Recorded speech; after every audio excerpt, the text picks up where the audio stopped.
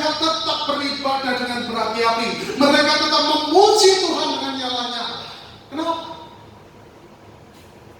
Karena jemaat-jemaat gereja, jemaat orang Kristen pada zaman dulu bukan hanya terima mujizatnya Tuhan, bukan hanya terima tangannya Tuhan, bukan hanya terima apa yang Tuhan bisa buat dan kerjakan dalam hidup, tapi benar-benar mereka itu terima Yesus itu secara utuh. Mereka terima Roh Kudus itu benar-benar. Mereka ke gereja bukan supaya dapat ini, dapat itu. Mereka ke gereja bukan supaya mereka mendapatkan sesuatu, no. Tapi mereka ke gereja, mereka beribadah pada zaman itu, orang Kristen zaman dulu, orang Kristen mula-mula.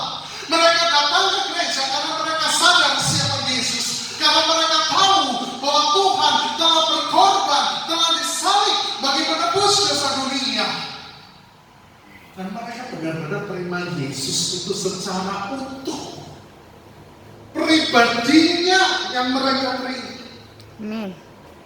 Sehingga mereka bisa bertumbuh dengan kuat. Mereka sadar ada Roh Kudus, ada jaminan, ada kepastian. Sehingga mereka bisa bertumbuh dengan sukacita. Yes. Makanya kita bilang bersukacitalah senantiasa. Seseorang yang sudah selamat itu punya tanda. Itu punya tanda. Itu punya tanda. Salah satu tandanya adalah bersukacita senantiasa. Yes. Ketika Roh Kudus menguasai hati kita, ketika Roh Kudus menguasai pikiran kita, menguasai hidup kita, sukacita kita nggak tergantung kondisi, saudara.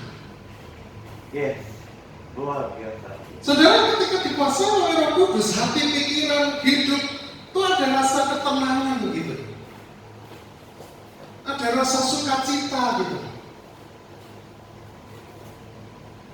Saudara kan mulai menyadari ya, harusnya saudara nggak sukacita selama ini, saudara nggak ngalami sukacita, kok tiba-tiba sukacita ya? Itu kata Roh Kudus. Amin. Amin. Dan itu adalah kehendak Tuhan. Luar. Jadi ketika kita kehilangan sukacita,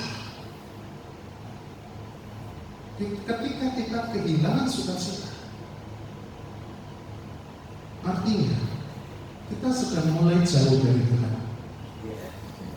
Dan itu waktunya saudara kembali dekat, kembali dekat.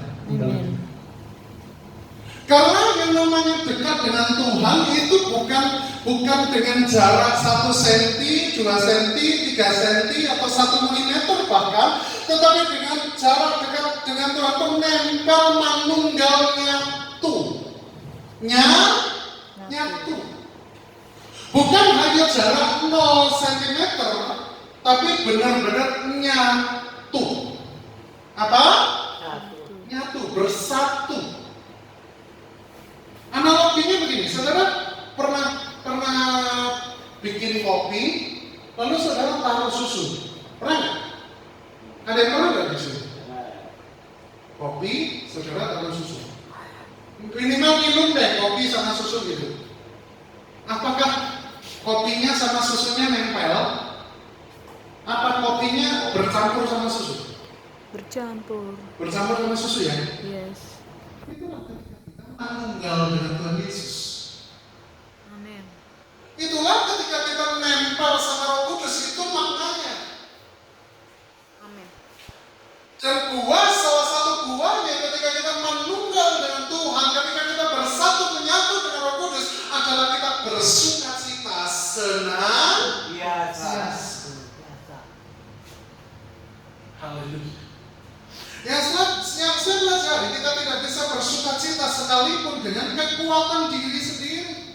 Nggak bisa. Kalau nggak ada Roh Kudus dalam diri